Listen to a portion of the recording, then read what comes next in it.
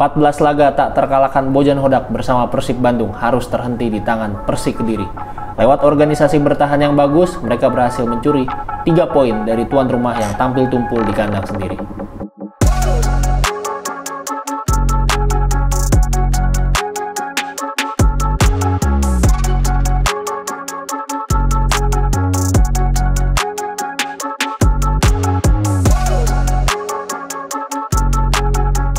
Organisasi pertahanan yang baik menjadi kunci Persik Kediri berhasil meraih 3 poin.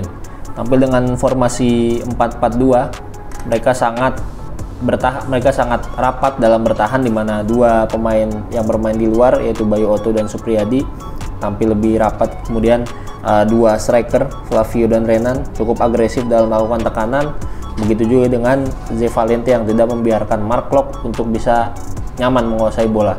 Secara umum, shape bertahan Persik Kediri sendiri bervariasi bergantung kepada lawan dan situasi pertandingan. Di awal mereka banyak bermain dengan 4-4-2 diamond, di mana dengan mereka bermain rapat dan kecil di tengah, mereka menyulitkan Persib untuk bermain ke pemain-pemain yang menjadi kunci mereka seperti Beckham dan Ezra.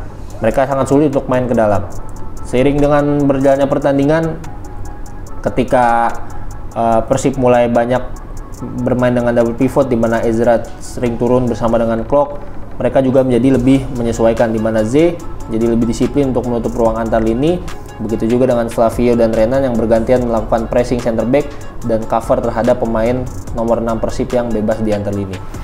Tugas dari winger juga menjadi semakin berat karena beberapa kali Persib ketika melakukan overlap melalui dua fullbacknya, mereka juga harus mengcover area yang menjadi tanggung jawab fullback. Ini untuk mencegah Persib menciptakan situasi 2 lawan 1, dan dengan skema pertahanan seperti ini mereka menyulitkan Persib untuk bisa progresi bola dengan nyaman.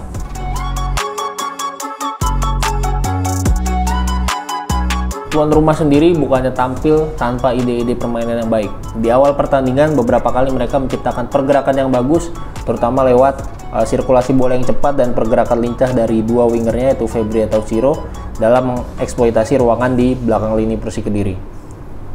Ini dimulai dengan positioning dua fullback yang cukup rendah, di mana mereka bisa menerima bola dengan nyaman dari center back tanpa pengawalan, karena memang Persik sangat bermain rapat di dalam. Dengan mereka bisa memiliki ruang, mereka bisa memilih area atau memilih opsi yang terbaik. Di awal beberapa kali Beckham turun ke antar lini, karena Persik sangat rapat di tengah, dia cenderung bisa lebih bebas.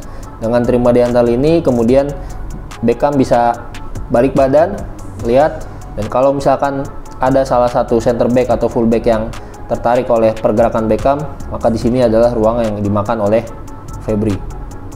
Akan tetapi dalam perkembangannya hal seperti ini semakin sulit, di mana ketika Beckham atau David da Silva turun ke antar lini, mereka selalu diikuti oleh center back dengan sangat ketat, sehingga sulit bagi mereka untuk bisa balik badan dan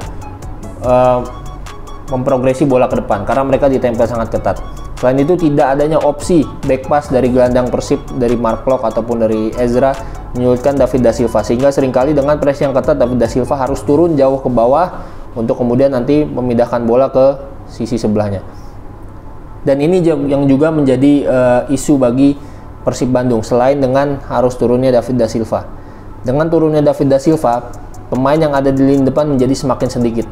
Dan dengan sedikitnya pemain tentu lebih memudahkan bagi pemain bertahan Persik Kediri untuk mengontrol areanya dan mencegah Persib membuat serangan-serangan yang berbahaya.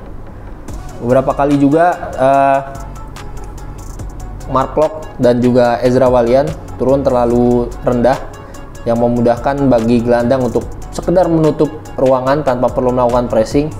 Dengan menutup ruangan di sini, mereka lebih mudah tugas dari gelandang 4 gelandang Persik Kediri, sementara Persib hanya bisa melakukan sirkulasi bola di bawah. Dan kalaupun bola bisa sampai ke lini depan, katakanlah ke Beckham atau ke David da Silva atau ke Ciro, yang terjadi adalah mereka selalu kalah jumlah. Mereka tidak bisa menciptakan situasi menang jumlah dikarenakan lebih banyak pemain yang ada di luar blok pertahanan Persik Kediri, sehingga mereka ketika harus menciptakan peluang, mereka harus menciptakan peluang dengan sedikit orang.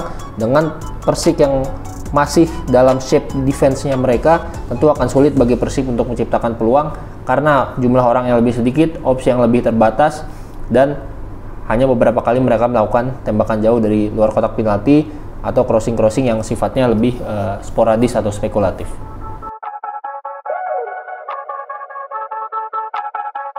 Walaupun 2 gol Persik Kediri berasal dari skema bola mati, akan tetapi dalam prosesnya banyak sekali serangan-serangan Persib yang sangat on point, sangat berbahaya karena mereka berhasil mengeksploitasi sisi lemah dalam pertahanan Persib.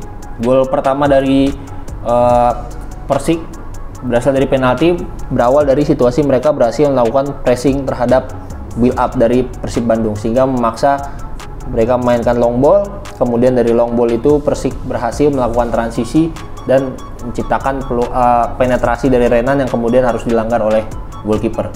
Di babak pertama sendiri banyak sekali Persik mengeksploitasi 2 ruang yang menjadi titik lemah dari Persib. Ruangan pertama adalah ruangan di antar lini atau di antara 2 gelandang bertahan dengan 2 center back.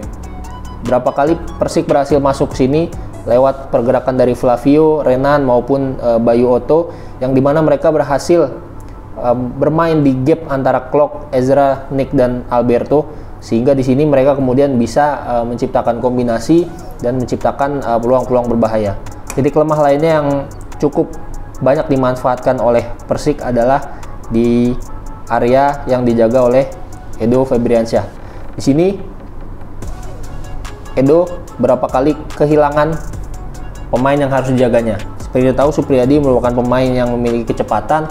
Berapa kali dia berhasil memaksa Edo untuk keluar, dan Supriyadi dengan kecepatannya berhasil memakan ruang yang ada di belakang dari Edo Febriansyah. Terutama ini berapa kali juga karena Edo sering tidak dibantu oleh wingernya yang turun, Siro atau Febri, sehingga ketika dia menghadapi situasi 1 lawan 1, ketika sudah terpancing ke sisi luar, ini sangat mudah bagi Supriyadi untuk masuk ke ruangan yang ditinggalkan atau di belakang dari Edo Febriansyah.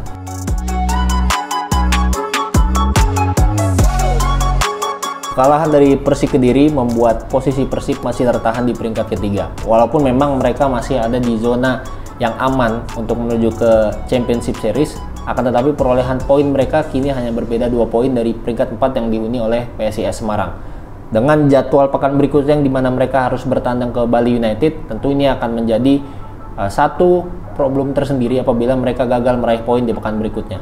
Sementara Persik sendiri saat ini mulai merangsek ke papan atas, menempati posisi 6 klasemen sementara, dan bukan tidak mungkin dengan penampilan yang konsisten dengan organisasi yang baik, mereka bisa menciptakan kejutan di sisa akhir musim ini.